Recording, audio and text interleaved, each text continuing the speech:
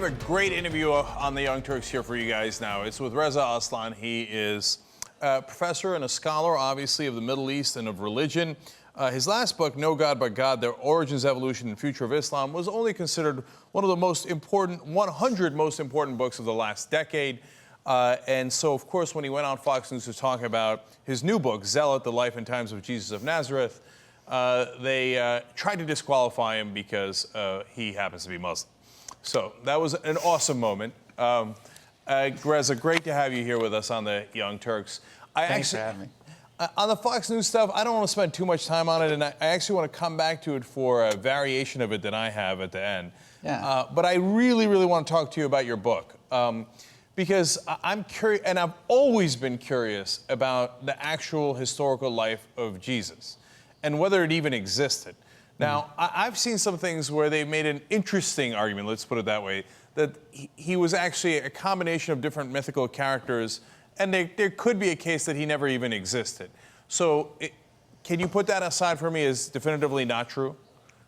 I think that most scholars would agree that there was a man named Jesus who existed in the first third of the first century A.D. We have, outside of the New Testament, very little information about him, but we do have just kind of a throwaway mention of him written by a Jewish historian named Flavius Josephus in around 94 CE, which is remarkable that anyone would have written about this marginal Jewish peasant. So I think most scholars would say, yes, this man named Jesus of Nazareth existed, but what he said and what he meant, that's all up for debate. When I first found out that the Gospels were not written by the apostles, I almost couldn't believe it. And I bet you that a great majority of Christians don't even know that. Right. And since it's not the 12 dudes who were hanging out with him, but guys who wrote 40 to 120 years later, right, then that makes me going back to thinking, nah, even if he existed, who cares? They made up all the stuff. Well, made up is the wrong way to think about it. I mean, look, what you and I call history, the accumulation of facts and dates that are empirically verifiable, is totally a product of the modern age. I mean, that definition of history is like 300 years old at most. The ancient mind would have no idea what you mean when you talk that way. They were not interested in revealing facts. They were interested in revealing truths. So you don't want to think about the Gospels as false. That's the wrong way to think about it because they wouldn't even understand what you mean. Let me give you a perfect metaphor to understand how to read the Gospels and how they were actually written.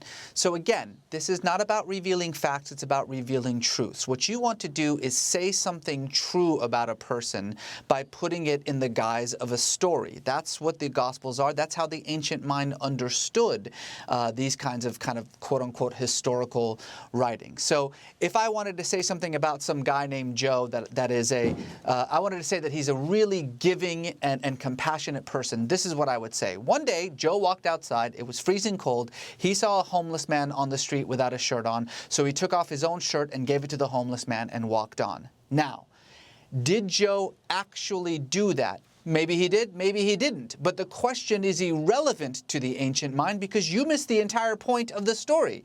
The point of the story is that Joe is the kind of guy who would take his shirt off of his own back and give it to you. That's how the Gospels were written. You begin with a fundamental truth about Jesus, that he is the anointed one, the Messiah, later on that he is God incarnate.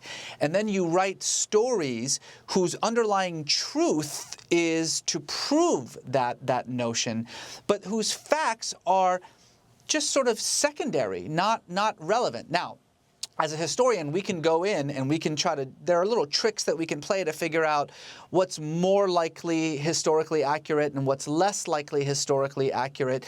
But all in all, you're dealing with something called sacred history, which I've said this 4 times, and I'm going to say it a 5th time because it's such a hard thing for people to get their minds around, which is based on revealing truth, not facts.